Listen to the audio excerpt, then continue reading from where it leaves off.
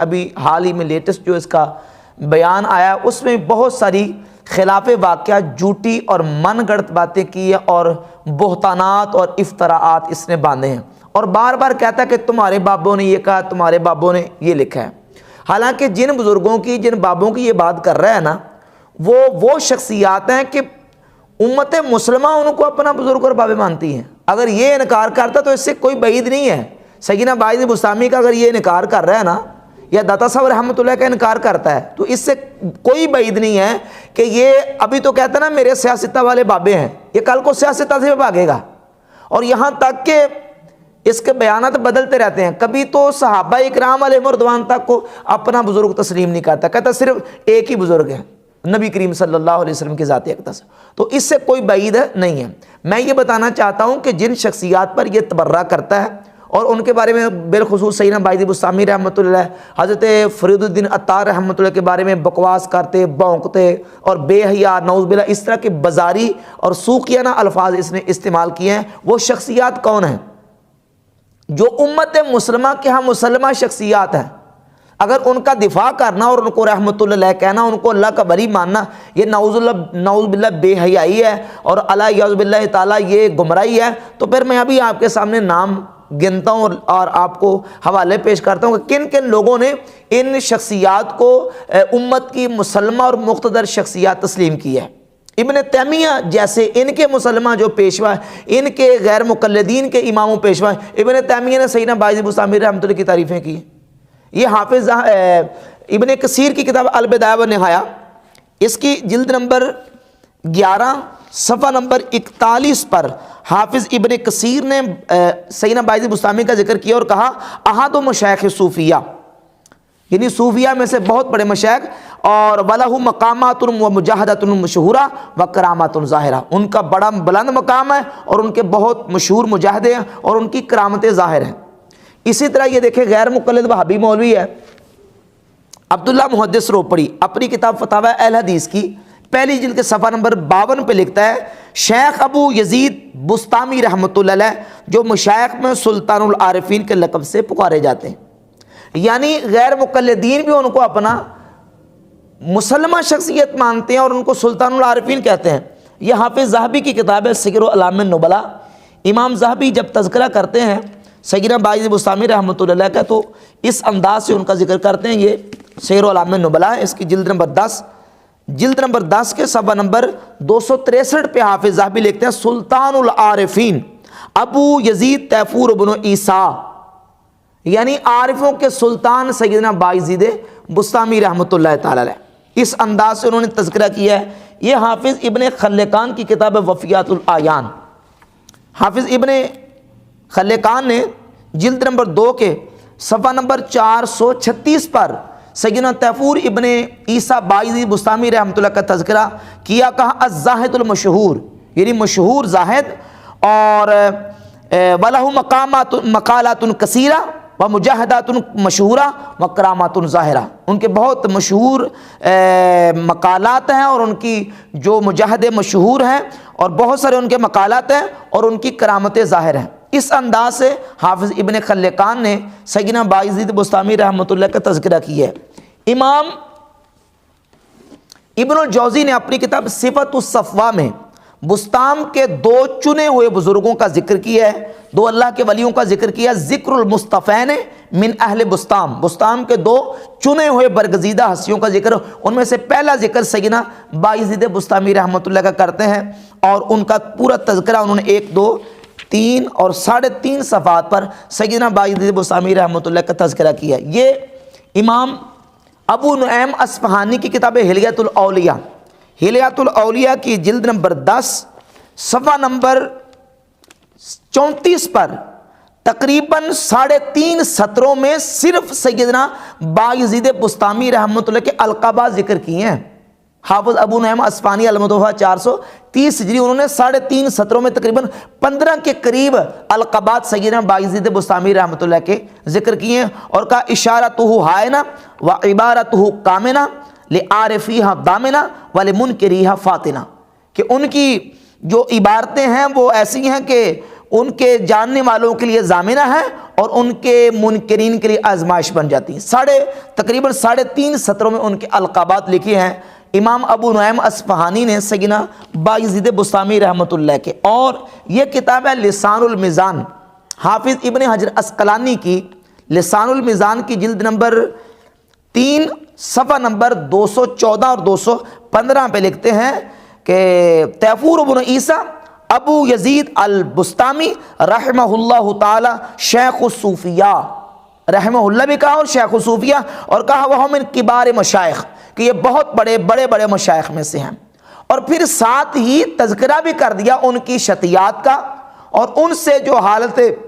غلبہ حالت کے وقت جو اقوال اور ان سے مقالات صادر ہوئے، کہا کہ من الناس من یصحح ھذا عنہ ویقول قالہ فی حال سکرہ، کہ علماء نے لکھا ہے کہ ان سے اس طرح کی جو چیزیں شطیات صادر ہوئی ہیں یہ حالت سکر میں یعنی غلبہ حالت کے وقت ان سے صادر ہوئی ہیں۔ اگر وہی شطیات بیان کر کے حضرت شیخ فرید الدین عطار رحمۃ اللہ علیہ ان کی توجیہ بیان کریں اور ان کی کچھ توضیح بیان کریں تو یہ کہتا ہے کہ بے حیائی کا کام کر رہے ہیں۔ نعوذ باللہ شیخ فرید الدین عطار رحمۃ اللہ علیہ کو بے حیا کہا ہے مرزا نے۔ اگر فرید الدین عطار رحمۃ اللہ علیہ یہ بات کریں تو وہ نعوذ باللہ بے حیا ہیں الیاذ باللہ، تو پھر امام ابن حجر عسقلانی کے بارے میں کیا کہو گے، اور امام ذہبی کے بارے میں کیا کہو گے؟ امام ذہبی نے تو یہاں سیر اعلام النبلاء کی جلد نمبر 10 کے صفحہ نمبر 264 پہ لکھا ہے انہو قالہا فی حال دہشت و سکر، کہ انہوں نے یہ حالت دہشت و سکر میں کلمات کہے والغیبت والمحو فیتوی ولا یحتج بہا، سبحانی ما آدم شانی وغیرہ کے جو کلمات ہیں انہوں نے حالت دہشت و سکر اور غیبت و محو میں کہے ہیں، فیتوی کہتے ہیں ان کو لپیٹ دیا جائے گا، ولا یحتج بہا ان سے احتجاج نہیں کیا جائے گا، ان کو دلیل کے طور پر پیش نہیں کیا جائے گا۔ اور سلطان العارفین بھی کہا یحکیٰ عنہ فی شت اشیاء منہا ما لا یصح، کہتے کچھ ایسی بھی چیزیں ان سے حکایت کی جاتی ہیں کہ جو صحیح نہیں ہیں۔ تو اگر ان کا دفاع کرنے والے اور ان کو ولی اللہ ماننے والے اور ان کو اپنا بزرگ ماننے والے وہ بے حیا ہیں، تو ان سارے محدثین کے بارے میں مرزا اپنی زبان کیا کھولے گا؟ تو اس طرح کی واہیات قسم کی اور بے حیائی پہ مبنی باتیں مرزا نے ان اولیاء اللہ کے بارے میں بکواس کرتے ہیں، بونکتے ہیں اور بے حیا ہے نعوذ باللہ، اس طرح کے سوکیان اور بازاری الفاظ جو ہیں ان کے لیے استعمال کیے ہیں۔ اب رہ گئی بات سیدنا تیفور ابن عیسیٰ بایزید بسطامی رحمۃ اللہ کے شطیات کی۔ شیخ فرید الدین عطار رحمۃ اللہ علیہ نے اپنی کتاب تذکرۃ الاولیاء میں جو بات کی اس میں مرزا نے ڈنڈی ماری ہے۔ پرانے اپنے بیان میں اور نئے بیان میں بھی بالکل جو سکین دیا ہے پرانے بیان میں اس میں سکین بھی کٹنگ کر کے لگایا، نیچے والی بات اوپر والی نیچے کر دی، اور جو وہ شیخ عطار رحمۃ اللہ علیہ صفائی پیش کر رہے ہیں نا، وضاحت کر رہے ہیں، اس کو بالکل اس نے وہ آگے پیچھے کر کے اس کا غلط مطلب اور مفہوم نکالا ہے۔ شیخ عطار رحمۃ اللہ فرماتے ہیں صفحہ نمبر 124 پہ یہ تذکرۃ الاولیاء ہے، کہتے ہیں حضرت بایزید نے فرمایا کہ جو کچھ میں نے مشاہدہ کیا اس سے یہ اندازہ ہو گیا کہ جب تک خودی کا ازالہ نہ ہو جائے خدا کا راستہ ملنا محال ہے، اور جب میں نے سوال کیا کہ میں اپنی خودی کا ازالہ کس طرح کروں تو جواب ملا کہ یہ مقام صرف اتباع نبوی ہی سے حاصل ہو سکتا ہے۔ یعنی وہ تو لوگوں کو یہ بتا رہے ہیں کہ نبی علیہ الصلوۃ والسلام کی اتباع کرو، رسول اللہ صلی اللہ علیہ وسلم کی پیروی کرو، اور حضرت مصنف کہتے ہیں کہ مجھے حیرت ہے کہ جو بزرگان دین وقار نبوی سے اس درجہ باخبر ہوں کہ ان کے اقوال سے لوگ ایسا مفہوم کیوں اخذ کر لیتے ہیں جس میں حضور اکرم صلی اللہ علیہ وسلم کی تحقیر کا پہلو نکلتا ہو۔ جیسا کہ حضرت بایزید سے پوچھا گیا کہ کیا تمام مخلوق قیامت میں حضور اکرم صلی اللہ علیہ وسلم کے عالم کے نیچے ہوگی؟ فرمایا کہ قسمیاں کہتا ہوں کہ میرے علم کے نیچے مخلوق کے علاوہ انبیاء کرام بھی ہوں گے، لیکن لوگوں نے یہ مفہوم اخذ کر لیا کہ بایزید نے خود کو حضور اکرم صلی اللہ علیہ وسلم سے بھی زیادہ افضل تصور کر لیا، لیکن یہ مفہوم سمجھنا ایک محمل سی بات ہے۔ اب جو مفہوم مرزا بیان کر رہے ہیں اس مفہوم کو تو وہ رد کر رہے ہیں، شیخ عطار رحمۃ اللہ علیہ اس مفہوم کی نفی کر رہے ہیں کہ یہ مفہوم نہیں نکلتا، بلکہ امر واقعہ یہ ہے کہ آپ نے اللہ تعالیٰ تک اس حد تک رسائی حاصل کر لی تھی کہ آپ کی زبان خدا کی زبان بن چکی تھی اور آپ کا قول حقیقت میں اللہ کا قول تھا۔ اور یہ بھی تسلیم کر لینا چاہیے کہ لوائی اعظم من لوائے محمد یا سبحانی ما اعظم شانی جیسے کلمات آپ کی زبان سے نکلے، لیکن در حقیقت خدا تعالیٰ نے آپ کی زبان سے گفتگو فرمائی۔ یہ توجیہ کی ہے شیخ عطار رحمۃ اللہ علیہ نے، اور یہ صرف انہوں نے نہیں کی، شتیات کے حوالے سے اسماعیل دہلوی جیسے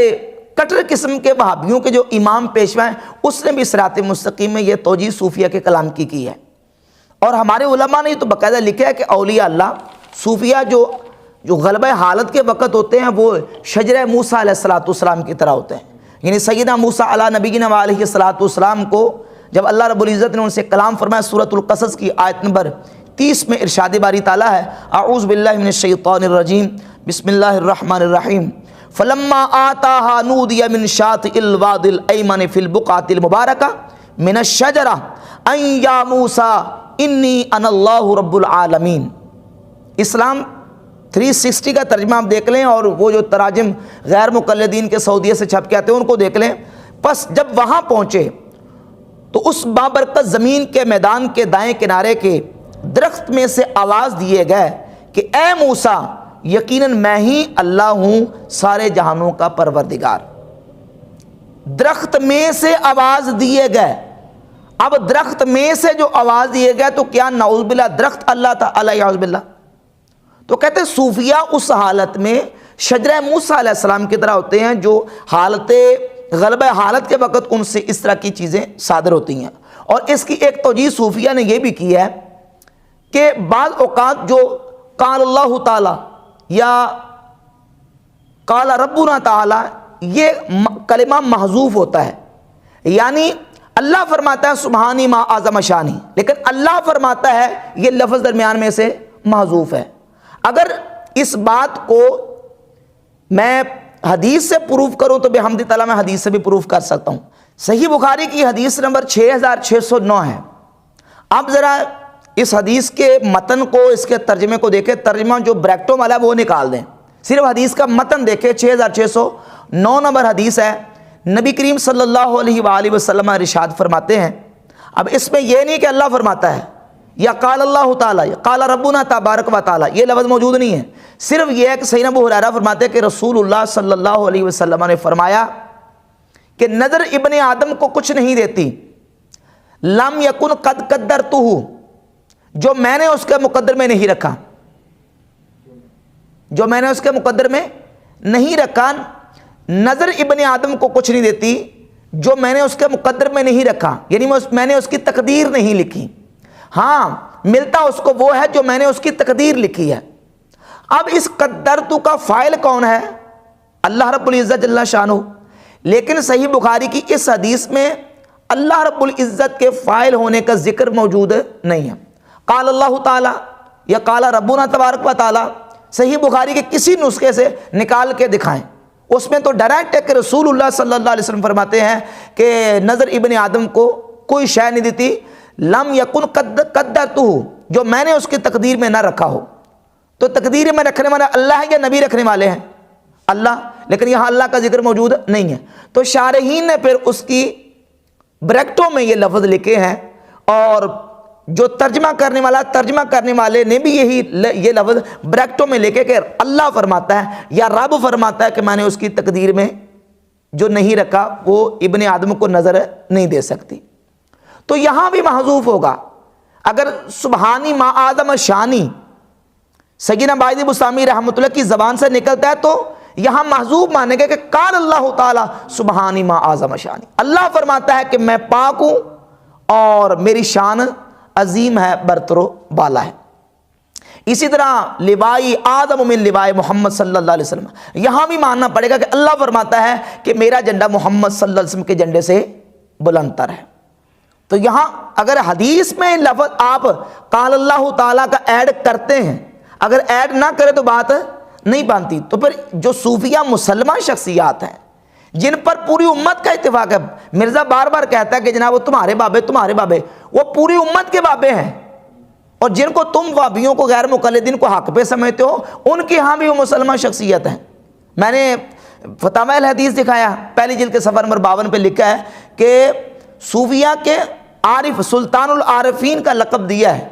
مولوی عبداللہ روپڑی نے سیدنا بایزید بستامی رحمۃ اللہ علیہ کو۔ تو اپنی اس گفتگو میں مرزا نے بہت سارے دجل کیے ہیں اور فرار سے کام لیا ہے، اور پھر یہ دیکھیں کہ شیخ عطار رحمۃ اللہ علیہ نے تو یہ بات کی ہے کہ سیدنا بایزید بستامی رحمۃ اللہ علیہ تو سنت مصطفیٰ کریم علیہ السلام اور حضور کی اطاعت کے اتنے پابند تھے، اتنی پابندی رسول اللہ کی سنت کی کرنے والا، وہ اس طرح کی بات جو ہے وہ لوگوں کو کس طرح کہہ سکتا ہے؟ یہ انہوں نے ان کی صفائی پیش کی ہے۔ اور ان کا قول ایک میں پڑھ لگا ہوں، قول شریعت کی اتباع اور حضور کی سنت کی اتباع کے حوالے سے ابن کثیر نے بھی نقل کیا ہے، امام بہقی نے اپنی کتاب شعب الایمان میں نقل کیا، امام ابو نعیم اصفہانی نے ہلیۃ الاولیاء میں نقل کیا، امام ابن خلقان نے اپنی کتاب وفیۃ العیان میں نقل کیا، اور امام ذہبی نے سیر اعلام النبلاء میں نقل کیا۔ مضمون ایک ہے کہ لو نظرتم الی رجل، سیدنا بایزید بستامی فرماتے ہیں اگر تم کسی بندے کو دیکھو یرتفع فی الہوا، کہ وہ ہوا میں اڑتا ہے، اوتیہ من الکرامات، اس کو اتنی کرامتیں دی گئی ہیں کہ وہ ہوا میں اڑتا ہے، فلا تغتروا بہ، فرماتے ہیں کہ دھوکے میں آ کے اس کے پیچھے مت چلنا، حتی تنظروا کیف تجدونہ عند الامر والنہی وحدود شریعہ، جب تک یہ نہ دیکھ لو کہ یہ اللہ کے اوامر پر عمل کتنا کرتا ہے اور منہیات سے رکتا کتنا ہے، ممنوع چیزوں سے، اور شریعت مصطفیٰ کی حفاظت کتنی کرتا ہے۔ ابن کثیر نے سب نے نقل کیا ہے اس کو، وہ تو شریعت مصطفیٰ کریم صلی اللہ علیہ وآلہ وسلم کی اس قدر حفاظت کرتے تھے۔ تو یہ جو بات ہے وہ بحمد تعالیٰ سب نے ذکر کیا، اور اس کے ساتھ ساتھ سیدنا داتا صاحب رحمۃ اللہ علیہ نے جو بات کی ہے بیان اس سلسلے میں بایزید بستامی رحمۃ اللہ کے حوالے سے، وہ بھی اسی تناظروں میں پیش کی ہے کہ بایزید بستامی رحمۃ اللہ کو جب اللہ رب العزت نے روحانی طور پہ معراج کی، اب یہ بھی بہتان لگایا مرزا نے، بہتان یہ لگایا کہ دیکھیں جی جس طرح نبیوں میں نبی کریم علیہ الصلوۃ والسلام کو معراج ہوئی ہے اور ولیوں میں بایزید بستامی کو معراج ہوئی ہے، حالانکہ جتنے صوفیہ ہیں کسی نے بھی یہ بات نہیں کی کہ بایزید بستامی کو جسمانی طور پہ معراج ہوئی ہے، سب نے یہ لکھا کہ وہ روحانی اور منامی طور پر، اور صرف صوفیہ نے نہیں لکھا، یہ امام ابن الجوزی کی کتاب صفات الصفوہ، اس میں امام ابن الجوزی نے ان کی روحانی معراج کا تذکرہ کیا ہے۔ آپ کہتے ہیں نا بے حیا، تو پھر اگر ہمت ہے تو اپنی زبان ذرا محدثین کے بارے میں کھول کے دکھاؤ۔ یہ امام ابن الجوزی کی کتاب ہے صفات الصفوہ، صفحہ نمبر 756 پہ لکھتے ہیں کہ بایزید بستامی فرماتے ہیں رأیت رب العزت تبارک و تعالی فی المنام، میں نے خواب میں اللہ رب العزت جل شانہ کو دیکھا، فقلت یا بار خدایا کیف الطریق الیک،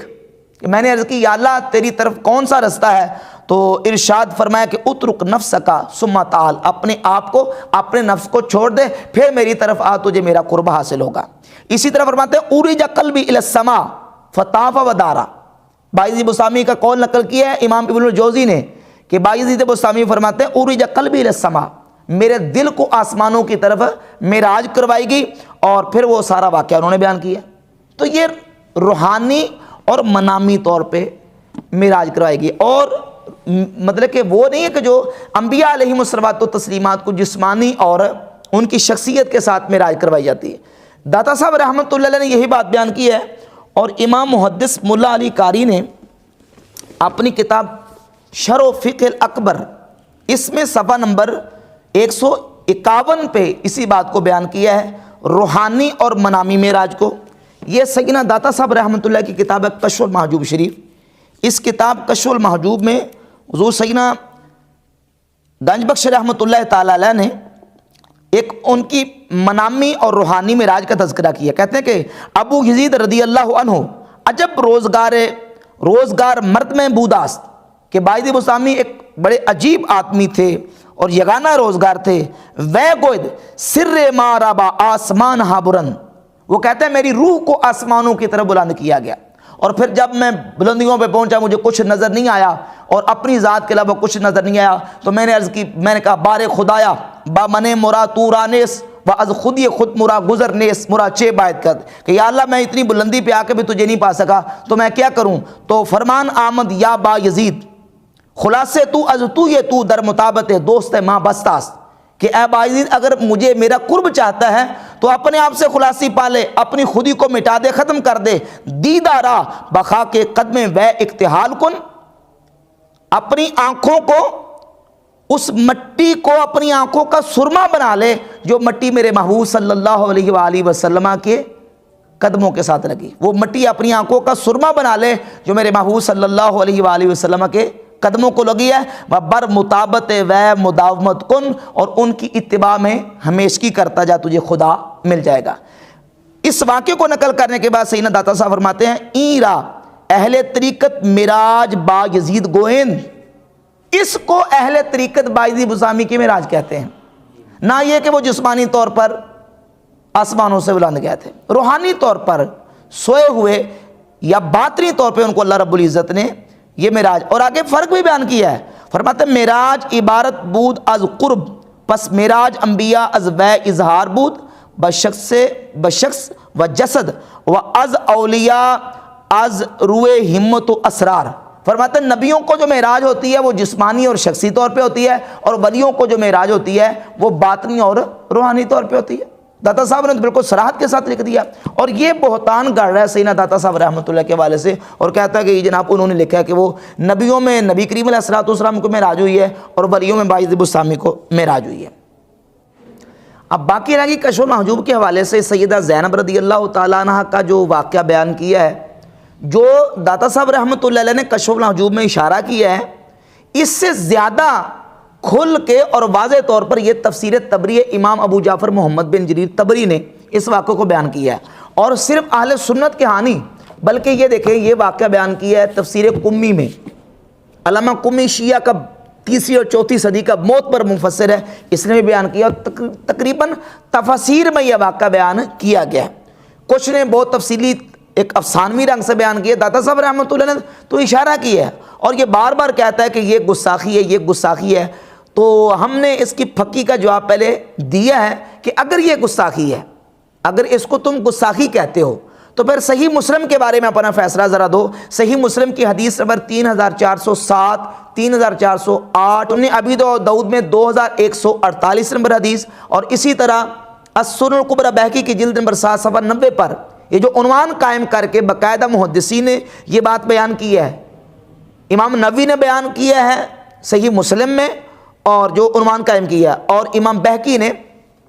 السنن الکبری بہقی میں عنوان قائم کیا ہے کہ اگر کسی اجنبیہ عورت پہ نظر پڑ جائے اور اس کو پسند آ جائے تو اب کیا کرے کہ وہ اپنی بیوی سے صحبت کرے تاکہ اس کے دل سے خیال اتر جائے. حضرت جابر رضی اللہ تعالیٰ سے روایت صحیح مسلم میں 3 روایات, ابو داؤد میں صحیح مسلم میں 3 اور السنن الکبری بہقی میں موجود ہے کہ نبی صلی اللہ علیہ وآلہ وسلم نے رعا امراتن, باہر کسی عورت کو رعا کا لفظ ہے, رعا امراتن, دیکھا کسی عورت کو. اب بتاؤ تم اس کا کیا جواب دو گے؟ ہم کہیں گے کہ نظر پڑ گئی. تو اب جب نظر پڑی تو اپنے گھر تشریف لے کے آئے, اور رسول اللہ صلی اللہ علیہ وسلم نے زینب رضی اللہ تعالیٰ عنہ سے صحبت فرمائی, خلوت فرمائی, اور پھر بعد میں اپنے اصحاب کی طرف تشریف لے گئے اور فرمایا کہ جب تمہاری کسی عورت پر باہر نظر پڑ جائے اور وہ تمہیں پسند آ جائے, اچھی لگے, بلی لگے, تو تم اپنی بیوی سے آ کے صحبت کر لیا کرو کہ عورت جو ہے وہ شیطان کی صورت میں جاتی ہے اور شیطان کی صورت میں آتی ہے, سامنے آتی ہے اور شیطان کی صورت میں جاتی ہے. تو یہ جو حدیث ہے یہ صحیح مسلم میں موجود ہے. اور پھر دوسری بات یہ ہے کہ اس حوالے سے جو میں نے پہلے بھی بیان کیا, یہ جو واقعہ داتا صاحب رحمۃ اللہ علیہ نے بیان کیا یہ تو حجاب کے فرض ہونے کے پہلے کا واقعہ ہے. اچانک نظر پڑ جانا تو پہلے بھی اور بعد میں دونوں صورت میں گناہ نہیں ہے اور ناجائز بھی نہیں ہے اور شریعت کے خلاف بھی کوئی امر نہیں ہے. اور یہ جو واقعہ صحیح مسلم میں موجود ہے یہ حجاب کے فرض ہونے کے بعد کا واقعہ ہے. تو اس اعتبار سے تمہاری ڈاکٹرائن اور تمہارے دعوے کے مطابق زیادہ خطرناک تو صحیح مسلم کی بات ہے, اور اس میں صریح گستاخی ہے. تو پھر کہو امام مسلم کو گستاخ رسول,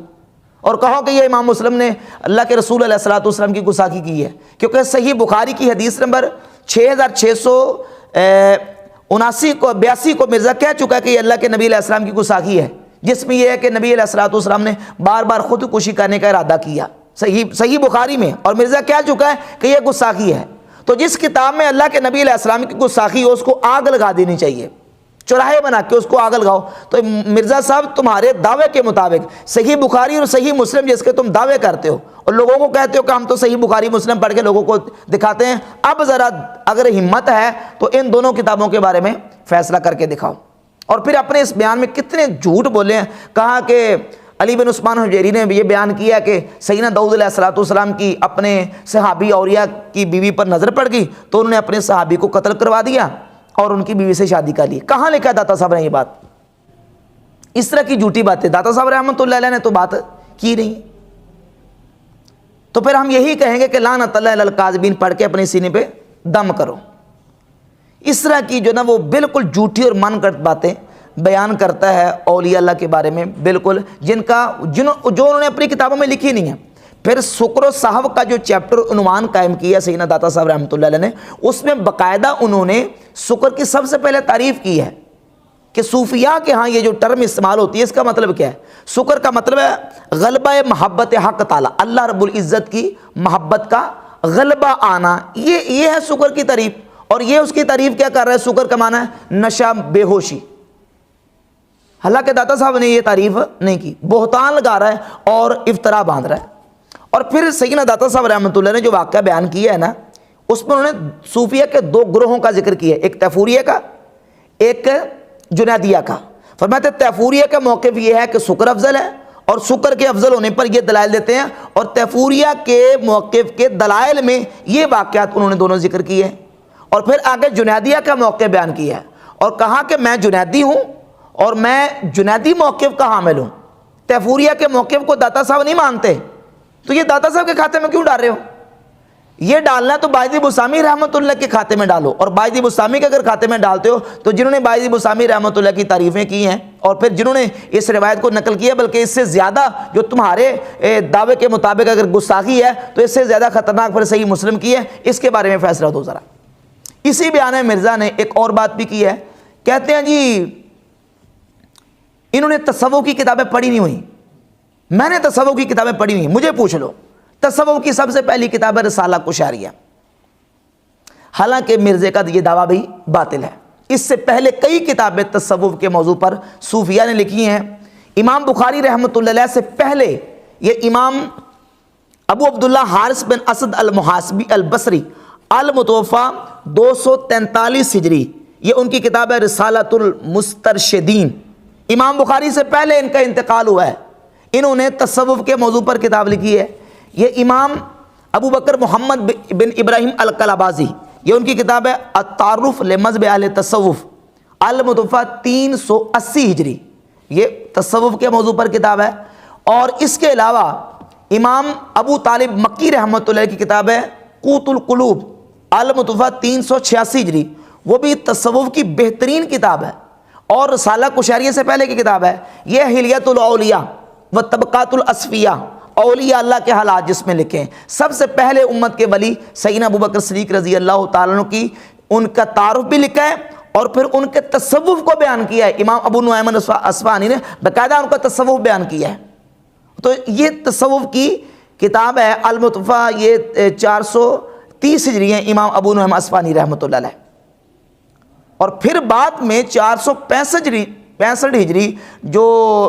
جس میں وفات پائی ہے امام عبد الکریم بن حوازی رحمۃ اللہ علیہ نے، انہوں نے رسالہ کشاریہ لکھا ہے. تو کہتے ہیں یہ رسالہ کشاریہ سب سے پہلی کتاب. یہ ساری کتابیں رسالہ کشاریہ سے پہلے کی ہیں. لوگوں کو ایسے جھوٹے دعوے کر کے چکمے دیتا ہے.